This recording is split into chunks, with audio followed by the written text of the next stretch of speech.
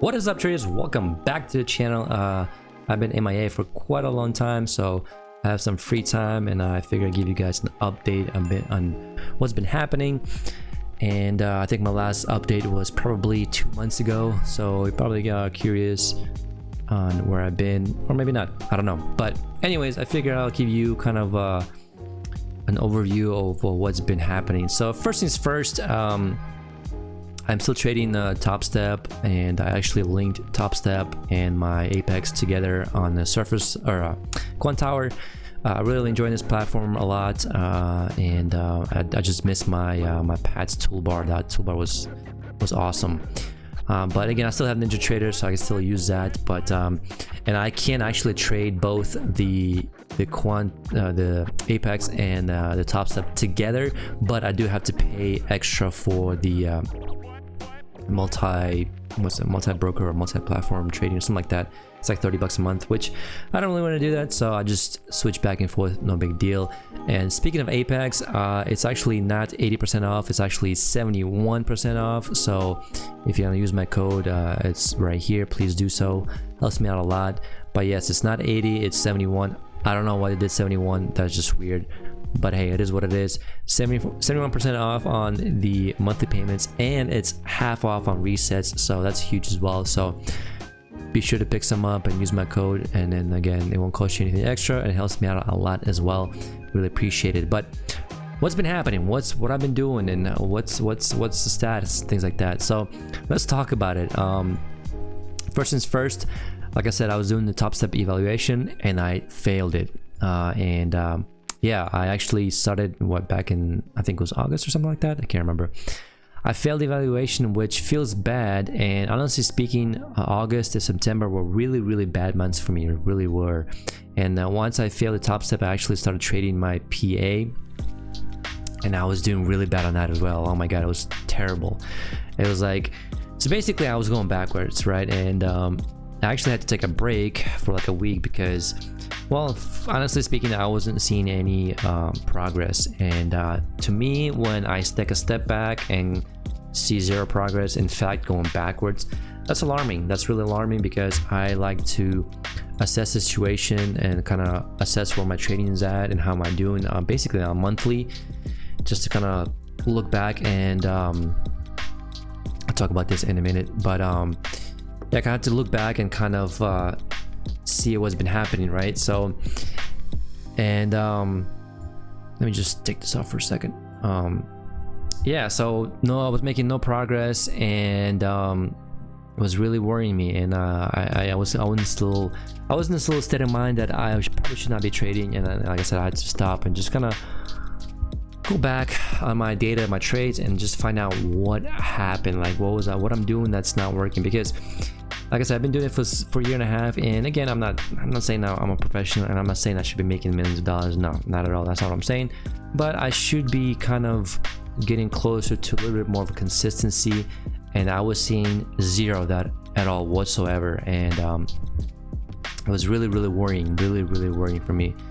So I went back, and you know, like I always do, I take a step back and I go back and just look at my trades and see what happens, things like that. And I came to a conclusion, and the answer was always there. It was obvious, and a lot of people tell me about this too, and I chose to ignore it. But it was a 4-tick scalp. It was simple. It was a 4-tick scalp, and yeah, my losers were costing me my winners a lot. And as a beginner, you're gonna make a lot of mistakes and I mean losing trades, but that's okay, because it's how you learn, right? But yeah, I mean, I was just you know, there'll be a week where I'm good. I'm like $500 on the week. I'm feeling great. I feel confident. And then Monday, Tuesday comes around, boom, I'm back to break even. And it's like, dude, man, I just worked all this week to get all my profits back within 2 trades. I'm not saying 2 trades, but like, you know, 3 or 4 trades, right? For example. And it was just like, it was just not, you know, it was just not good. It was the whole 4-tick thing, and it was like, I would have to, you know, I would make, I don't know, it was just the way the math is like, you know, your average stop loss on your trade is going to be probably 3 points, because with volatility and things like that, it's usually on 3 points. And if you have one loser, you know, and you're trading one contract, you gotta have three winners. I mean, that's just I don't know, that just, to me, doesn't really make sense now. I mean, I know people told me about this and I chose to ignore it, but now after all this time, it's starting really to make sense, because if you look at it on like more of a longer term, man, it just really does add up. And it's like, dude, like, you know, I don't know.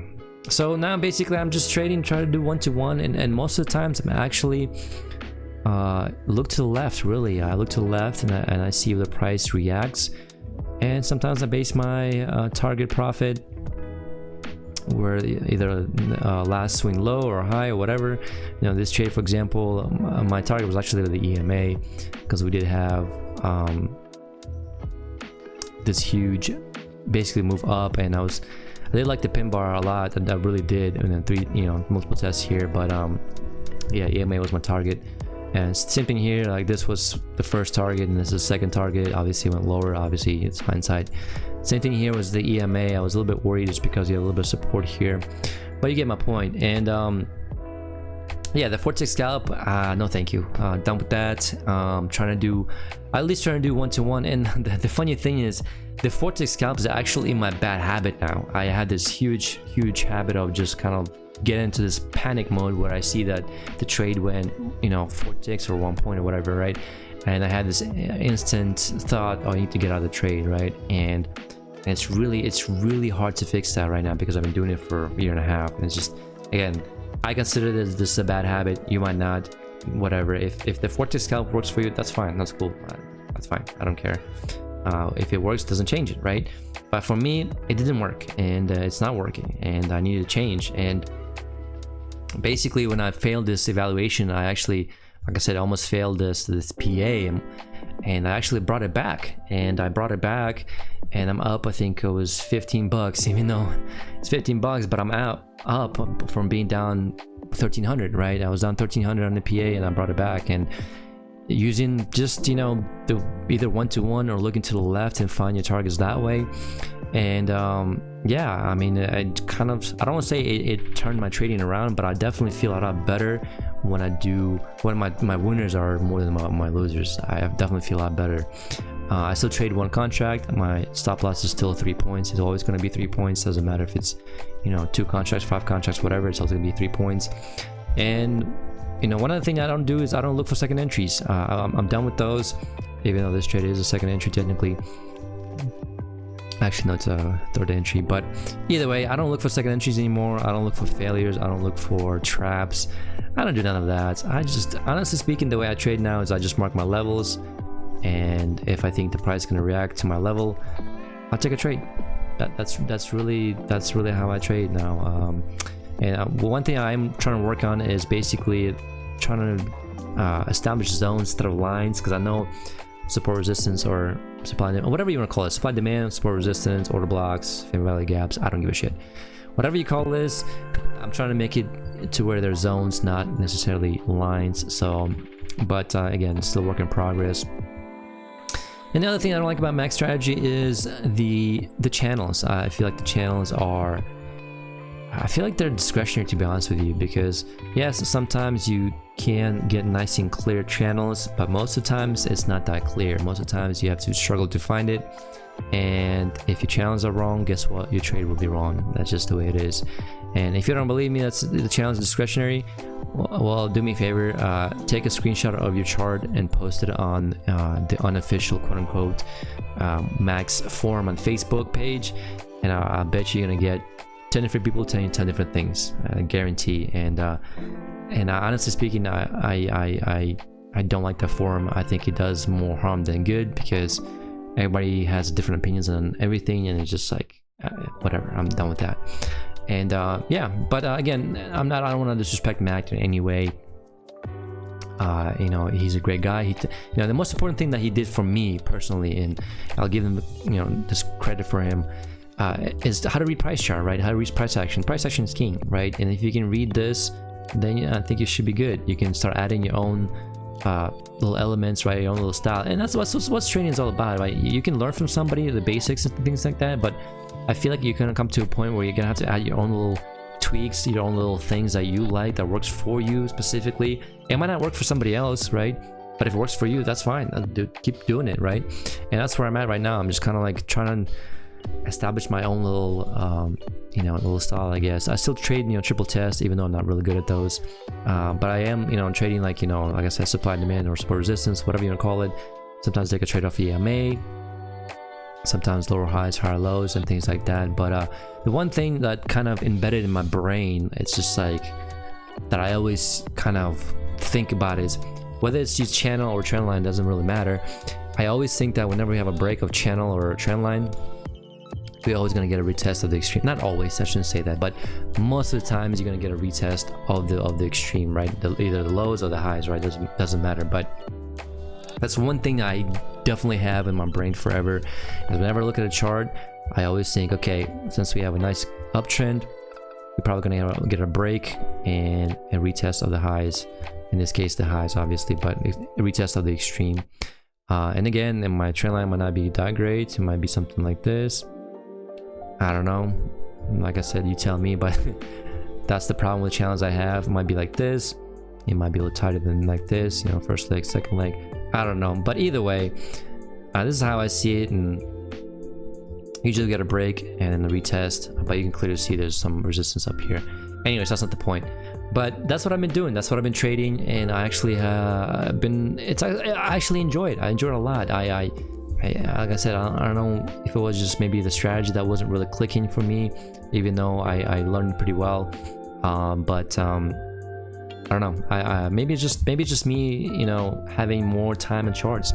I don't know. Could be. You know, obviously, if you keep doing this every day, you know, for 5 hours a day, right? You naturally start to see things that you didn't see before, which I 100% believe that is true. Yes. Maybe it is. Maybe it isn't. I don't know. But I like the way I trade right now. It's working for me. It's, you know, it's I enjoy it. I look forward to it. And, you know, like I said, I've been trading this PA, you know, for 36 days, and that was back in the beginning of December or end of August, and I was down. Was it about $1,300 basically? Data doesn't go back that far, but now I'm up $1,500. So kind of cool. I also picked up a couple of the evals today. I don't know why it says January 2000. That's weird, but okay, sure, whatever. That's weird. Same thing with these. That's weird. Anyways, but yeah, I clearly see two whatchamacallit evals, and I'm actually up 684 on one of the evals. I got these for 90% off. Why not, right? But I am going to reset the top step evaluation in a couple weeks because I'm going on vacation, so I'll be out of town for a while. But I'll be back on the 18th, so I'll reset then. And also one other thing that I've been doing that kind of like also not been doing but studying more, and that is bookmap. And I can't open bookmap because it'll kick me out because I can't be on bookmap and this on Quantower at the same time. It just kicks me out. Actually, I can. I have to pay for the extra $30, which is weird, but I'm not gonna do that. But either way, there's no data coming in because the market's closed. This is a Friday, so either way, I've been studying the bookmap a little bit more, and more specifically, I've been studying the TTW Trade Finder. It's these German guys that have a bookmap add-on. It does cost money to pay for, but I've been studying that for a little while now, and they have some great tools. I know that bookmap has pretty much similar tools like them, but I feel like the TTW guys, they are more refined and more accurate, like, you know, like hidden icebergs and, you know, sweeps and, you know, volume stops and like same things like that. So I've been studying that for a little while too. And actually, like I said earlier in the video, the Quantower have their own version of bookmap, but obviously there's no data coming through, so you're not gonna see anything because the market's closed. But this is basically what it looks like, and it's very basic. I mean, it's super basic. You got your cumulative delta, your size, your current order book and balances, and that's it. And you have your different colors for different liquidities, right? But I like bookmap a lot better. It has more features and things like that. So, but like I said, the TTW guys are super smart, and they have their tools are just really nice. And I feel like if I combine it with kind of my own little style, I can get a little bit more of an edge in trading, my own trading. So I've been studying that as well. But yeah, really, that's all I've been doing, really, just kind of trying to find my own little niche, my own little, I guess, strategy, if you want to call it, I don't know, whatever. And still using the max combination with the max rules as well. And so far I've been enjoying it. So far I've been finding a lot of success, and I'll try to keep on doing it. Yeah, one thing I do want to kind of mention, it's probably the last thing I'll talk about, is, you know, if you're having trouble with, you know, passing the evaluation or just being, you know, profitable, you know, you gotta kind of take a step back and just kind of reassess the situation, right? Reassess your trading, because you need to know what's happening. You need to know what's going on when in your psychology, what's going on with your trades, and you need to ask yourself questions, right? And you have to be honest with yourself, because if you're not honest with yourself, then what's the point, really? Like, who are you trying to lie to? Like, who? It's just you. So, you know, for example, I had a while back, I had a hard time, you know, not a hard time, but I had this habit of trading at the open. Like, as soon as the market opened, I gotta look for a trade, and it's always been a loser. Every time I try trade at the open, I always lose. So guess what? I wait 5 minutes till market opens, or after the market opens, and then I'll start looking for a trade if there's a setup, right? You know, inside bars. I had this huge thing with the inside bars, and it's like I couldn't shake it. And it's like, dude, like, you gotta stop it. You gotta tell yourself, hey, stop doing it, you know? And there's no trade, don't force the trade. Why are you forcing it? What's the rush, really? Like, you know, it's they're different speed, they're different, you know, learning process, different learning curve, you know? So don't try to compare yourself to others, just do you, really. Just, market's always gonna be there. It's always gonna be there. As long as these candles go up and down, you're gonna make money, right? There's I'm not saying you're gonna make money, but there's gonna be ways for you to make money, right? As long as those candlesticks are going up and down. And yeah, just really dig deep and ask yourself questions like, hey, why am I taking this trade? What's in this trade? Is this my setup? Is this what I'm looking for? Are you reading the market correctly, right? Yeah, you know, I had a hard time, you know, I still do to this day, actually, I went back and I found out that I concentrate trade a lot. That's why I added a 5 minute and 1 hour, you know, mostly 1 hour is for I like to mark my levels on there.